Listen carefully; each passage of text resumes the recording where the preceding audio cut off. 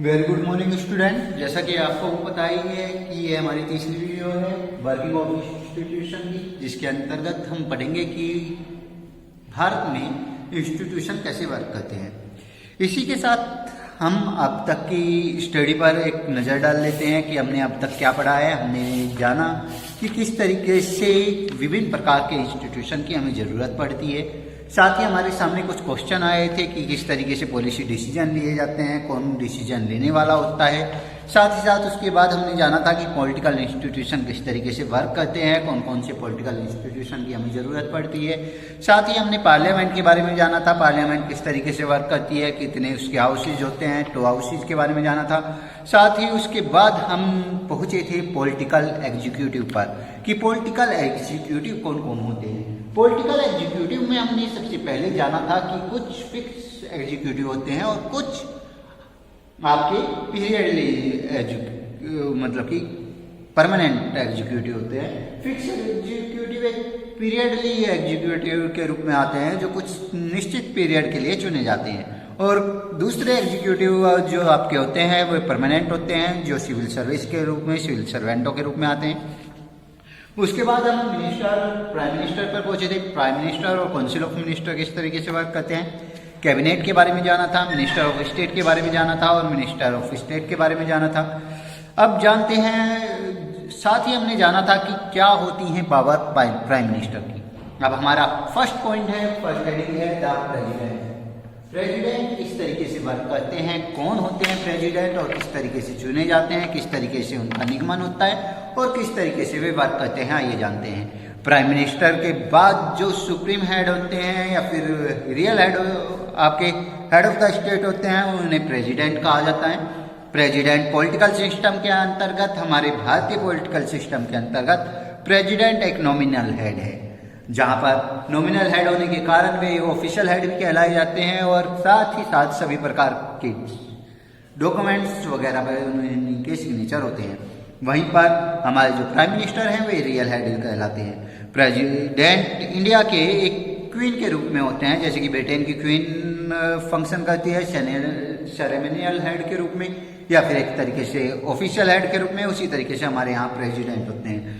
President supervision में रहते हैं और साथ ही साथ पॉलिटिकल इंस्टीट्यूशन को सुपरविजन में रखते हुए कार्रवाई करवाते रहते हैं। ऑब्जेक्टिव रखते हैं पूरे स्टेट की और साथ ही विभिन्न प्रकार की सेरेमनी करवाते हैं, जहाँ पर वे नॉमिनेशन करवाने का कार्य करते हैं। हमारे प्राइम मिनिस्टर का, चीफ मिनिस्टर का, प्राइम मिनिस्टर का और मिनिस्टर ऑफ प्राइम मिनिस्टर के अंतर्गत इलेक्टेड मेंबर द्वारा, MP और MLA द्वारा चुने गए हमारे कैंडिडेटों का, और साथ ही साथ इसके अलावा वे शपथ लिवाने का सेरेमनियल वर्क करवाते हैं आपके चीफ जस्टिस ऑफ इंडिया का।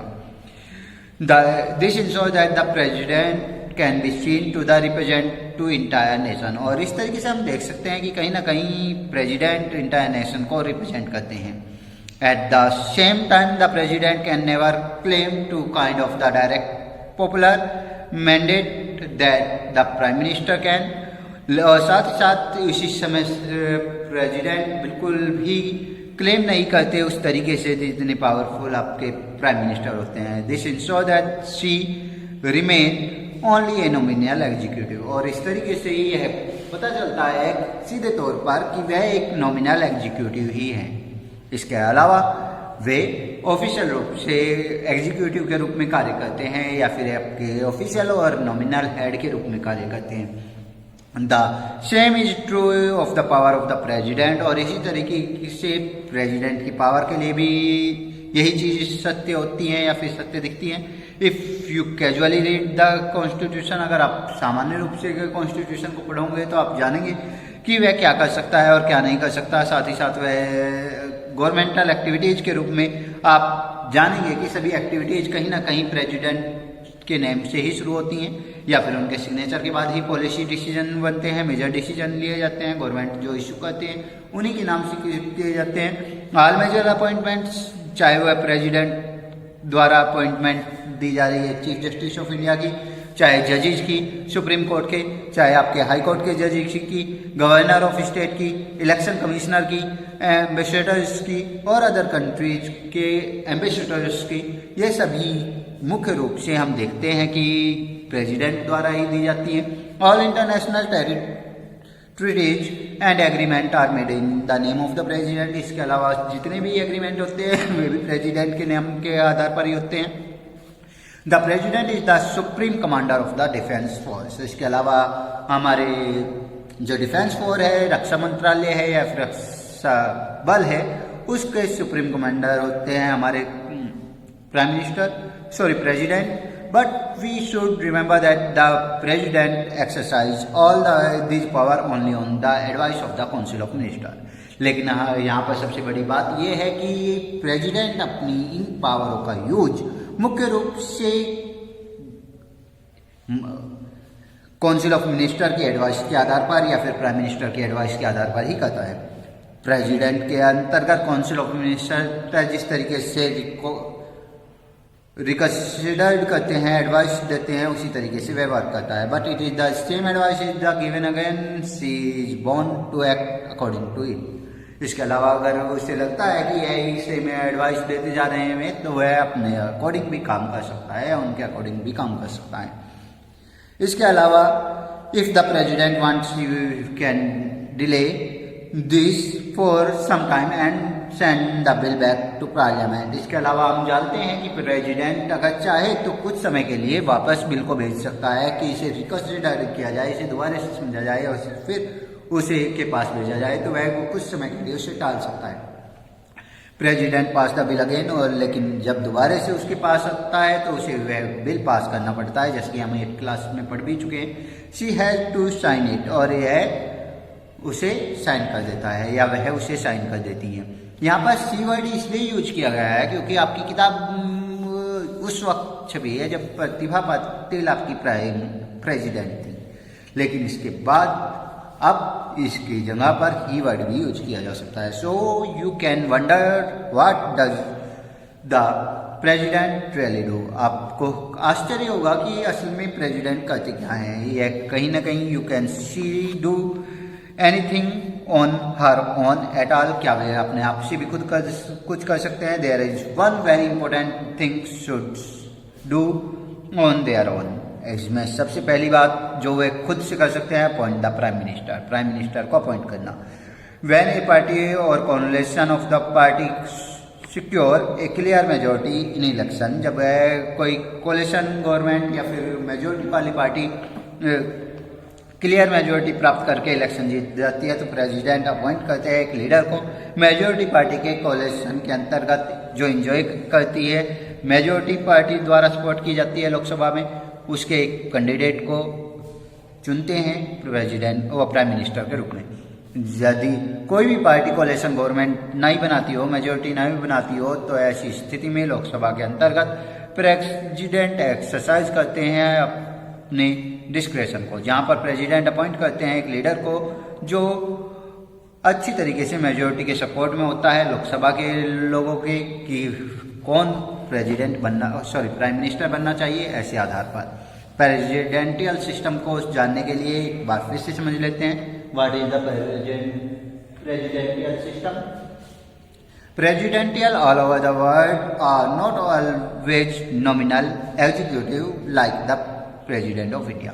अगर भारत की बात की जाए, भारत के अलावा दूसरे देशों में प्रेसिडेंट ऐसा नहीं है कि हाँ भाई सभी एरियो के प्रेसिडेंट नॉमिनल हेड हों। अगर बात करें यूएसए की तो ऐसा नहीं है।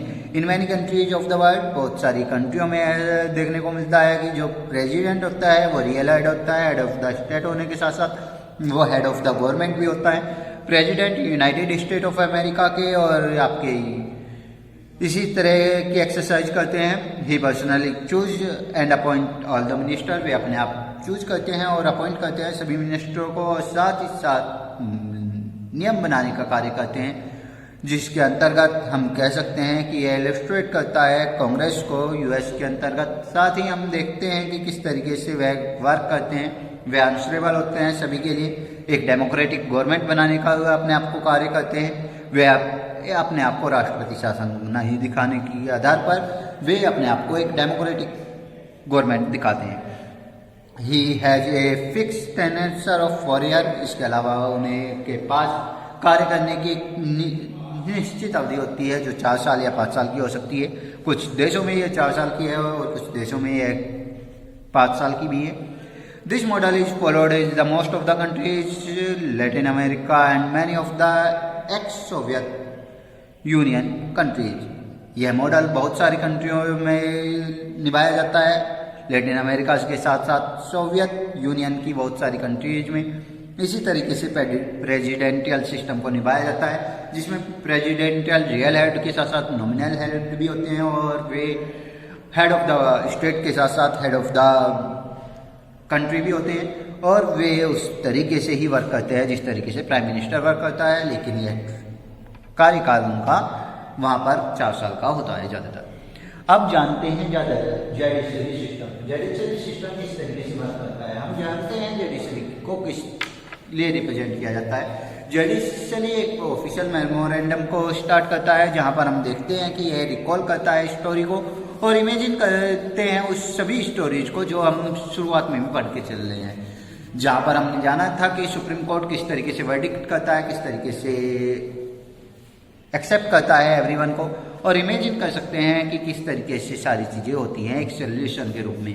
If there is nothing like a supreme court in the country, अगर सुप्रीम कोर्ट नहीं होगा तो कंट्री में किस तरीके से वर्क होगा। साथ ही साथ हम ये भी जान सकते हैं कि जुडिशरी का वर्क क्या है। जुडिशरी का वर्क कहीं ना कहीं न्याय प्रदान करना है या फिर एक तरीके से उन नियमों के उल्लंघन को इम्प्लीमेंटेड करते हुए सुधारने का कार्य करना है, उन कॉन्फ्लिक्टों को बचाने का कार्य करना है जो होते हैं।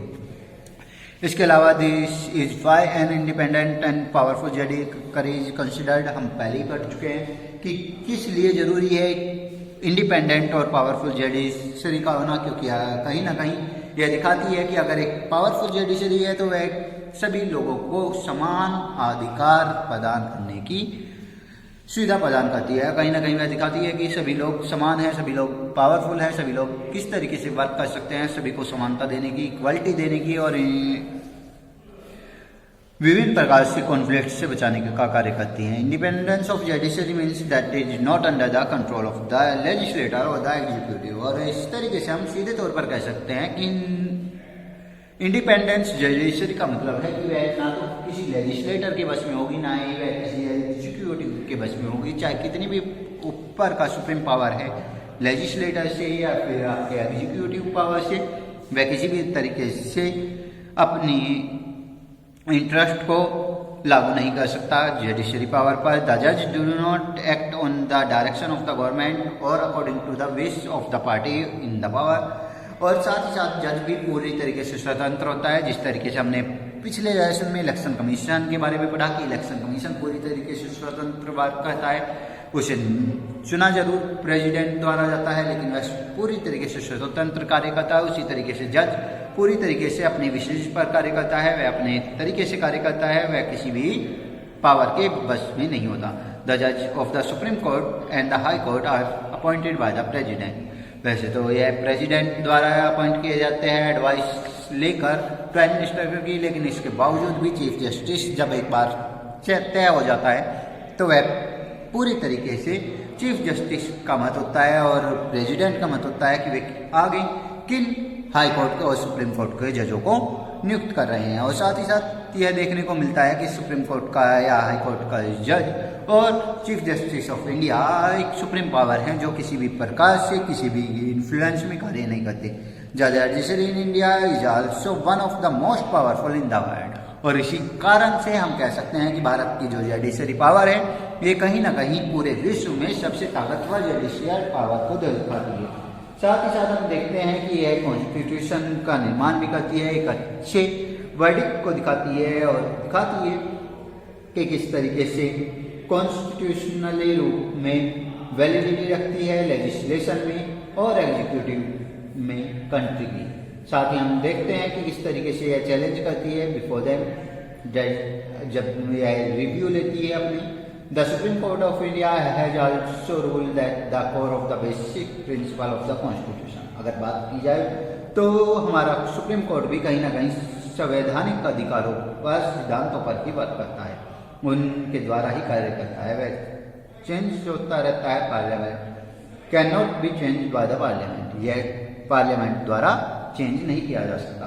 Power and the independence of the Indian judiciary allow it to act as the guardian of the fundamental rights. और इस तरीके से हम स्वतंत्र रूप से कह सकते हैं कि इंडियन जुडिशरी सिस्टम अलाउ करती है कि यह एक गार्डियन है फंडामेंटल राइट्स की, या फंडामेंटल राइट्सों को बचाने का कार्य करती है।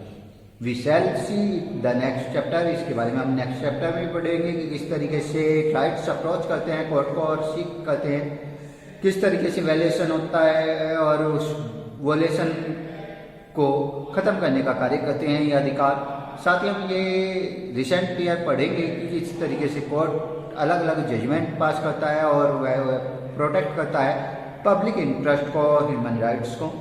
साथ ही हम अप्रोच करेंगे कोर्ट के अंतर्गत कि पब्लिक इंटरेस्ट के अंतर्गत किस तरीके से हर्ट किए बिना गवर्नमेंट एक्शन करती है, किस तरीके से पब्लिक इंटरेस्ट लिटिगेशन होती है, PIL किस तरीके से डाली जाती है। अगर कोई व्यक्ति अपने तरीके से या फिर गरीब व्यक्ति खुद से अपने न्याय नहीं कर सकता है तो ऐसी स्थिति में कोई दूसरा व्यक्ति उसके लिए बिहाफ पर किस तरीके से PIL दायर करता है, ये सब चीज़ें जानेंगे। नीचे एक पिक्चर दिखाई गई है आपके सामने, यह पिक्चर दिखाती है आपको कि हमारे जो चीफ जस्टिस ऑफ इंडिया हैं ये Shri justice JS Khehar administrating the oath of the office of the president of India to Shri Ram Nath Kovind at the swearing in ceremony in the Central Hall of the Parliament in New Delhi on 25th July 2017।